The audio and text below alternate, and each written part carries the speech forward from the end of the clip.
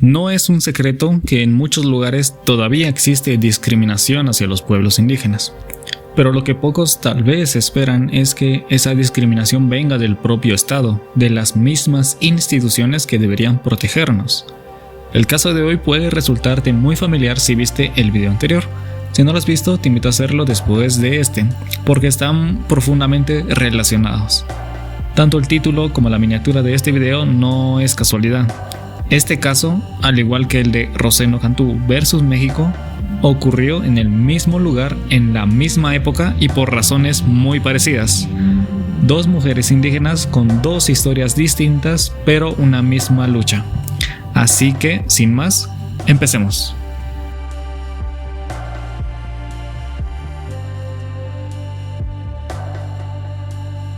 Nos remontamos al año 2002. Inés Fernández Ortega, una mujer indígena perteneciente al pueblo de Mepá, residente en Barranca Tecuani, municipio de Ayutla de los Libres, en el estado de Guerrero, en México.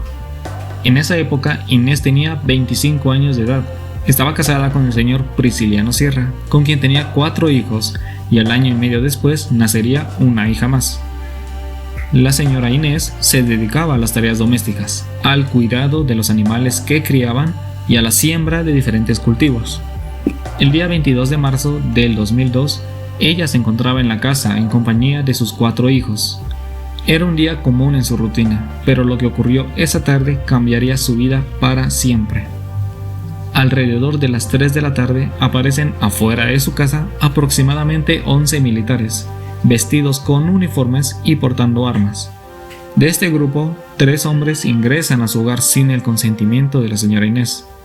Estas personas le exigieron información sobre su esposo, a lo que Inés no les contesta, ya que no hablaba tan bien el español y también tenía miedo, a lo que los militares le apuntan con sus armas insistiendo en que les dé información. Tenemos que recordar que la señora Inés no se encontraba sola en la casa. Todo esto ocurrió en presencia de sus 4 hijos, quienes presenciaron el principio del horror, pues aquí es donde los hijos de la señora Inés huyen hacia la casa de sus abuelos, quienes vivían cerca. Seguido de esto, uno de los 3 la toma de las manos y, apuntándole con el arma, le dijo que se tirara al suelo, a lo que ella obedece. Una vez en el suelo, otro militar con una mano tomó las manos de la señora Inés y con la otra le levantó la falda y procedió a violarla sexualmente, mientras los otros 2 soldados se limitaban a mirar. Posteriormente, los 3 hombres salen de la casa de Inés sin dejar rastro, y es cuando sus hijos regresan y se encuentran a su madre llorando. Más tarde, cuando su esposo regresa a la casa, Inés le cuenta lo ocurrido. Al día siguiente, el señor Prisciliano Sierra se dirigió a la sede de la Organización del Pueblo Indígena Mepá, también conocida como OPIM, y les relata lo que le había sucedido a su esposa. Cuando terminó de contarlo, la OPIM decide ayudar a Inés y también contactaron con el visitador general de la Comisión de Derechos Humanos de Guerrero, quien acudió a la oficina de la OPIM. Al día siguiente, el 24 de marzo, la señora Inés, acompañada de su esposo, del visitador general y miembros de la OPIM, van al Ministerio Público de Allende para poner la respectiva denuncia. Y al igual que en el caso de Rosendo Cantú, aquí empezaron las complicaciones para Inés Fernández Ortega. Empezando por el idioma. La señora Inés no hablaba bien el español y no se le brindó un intérprete, pero gracias a que no venía sola, uno de los miembros de la OPIM la ayudó con la traducción para su declaración. En el momento que el agente del Ministerio Público supo que los autores del presunto delito eran militares, este dijo que no tenía tiempo para recibir la denuncia, pero gracias a la intervención del visitador general, un funcionario del Ministerio Público tomó la declaración de Inés Fernández Ortega. Luego, mandaron a la señora Inés al Hospital General de Ayutla para tener el certificado médico legal.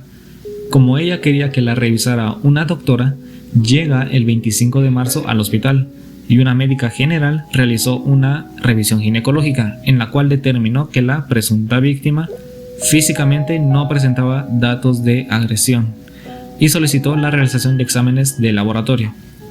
Con esto, vamos al 4 de abril del mismo año, el director del Hospital General de Ayutla informó al Ministerio Público que, por no contar con reactivos disponibles para los estudios solicitados, estos no fueron realizados.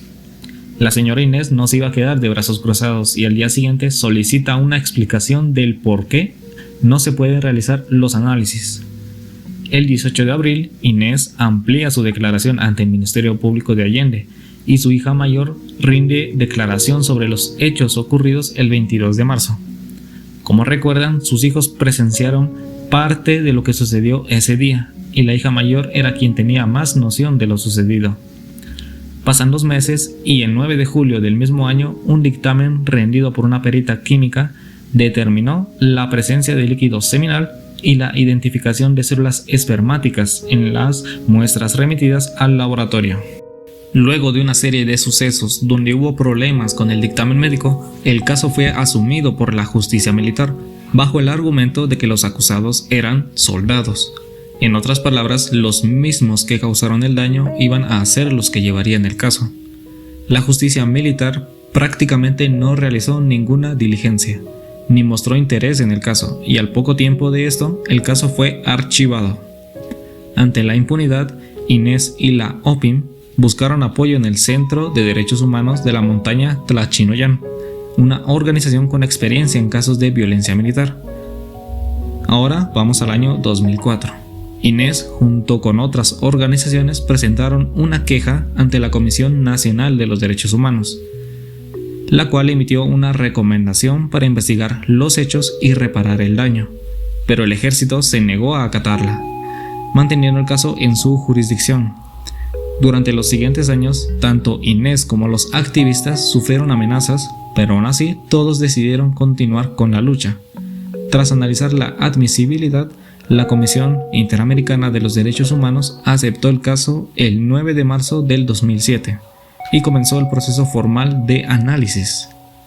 Para que entiendan mejor cómo funciona esto, en palabras simples, la comisión es la que se encarga de ver los casos y luego lo lleva ante la Corte. Tras 2 años de intercambios de informes y observaciones, la comisión concluyó que México no había actuado con debida diligencia y que la víctima había sido sometida a un trato discriminatorio.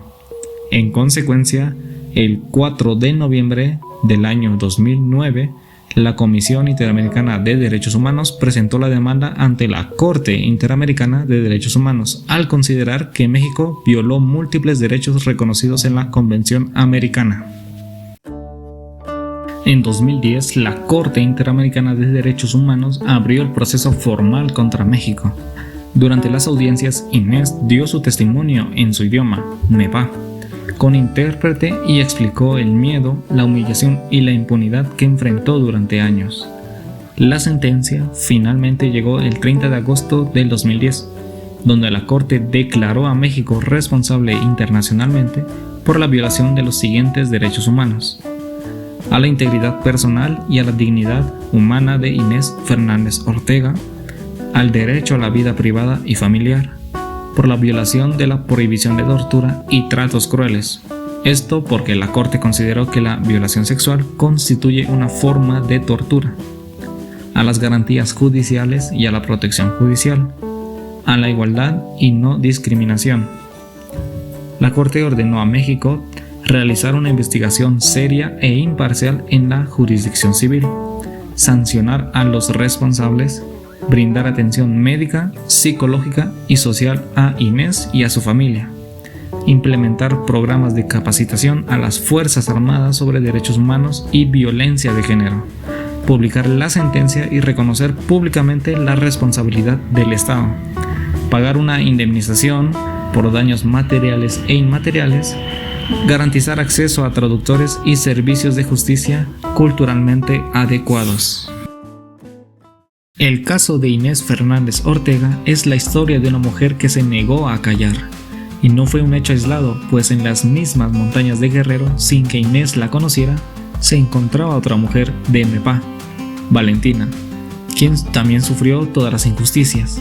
Ambas se enfrentaron al mismo enemigo, un sistema que negaba justicia a las mujeres, especialmente si eran pobres, indígenas y hablaban otra lengua. Sus historias no solo denunciaron la violencia, sino también la indiferencia. Las dos fueron víctimas de la misma violencia en el mismo estado por los mismos motivos, pero decidieron hablar. Y gracias a ese valor, sus voces atravesaron las montañas, los tribunales y las fronteras hasta llegar a la Corte Interamericana de Derechos Humanos. La historia de Inés Fernández Ortega, así como la de Valentina Roseno Cantú, encendieron una llama de dignidad que aún ilumina la lucha por justicia en México y en toda América Latina. Lo que comenzó como una denuncia terminó cambiando la historia del derecho en América Latina, porque cuando una mujer indígena exige justicia no habla solo por ella, habla por toda una generación.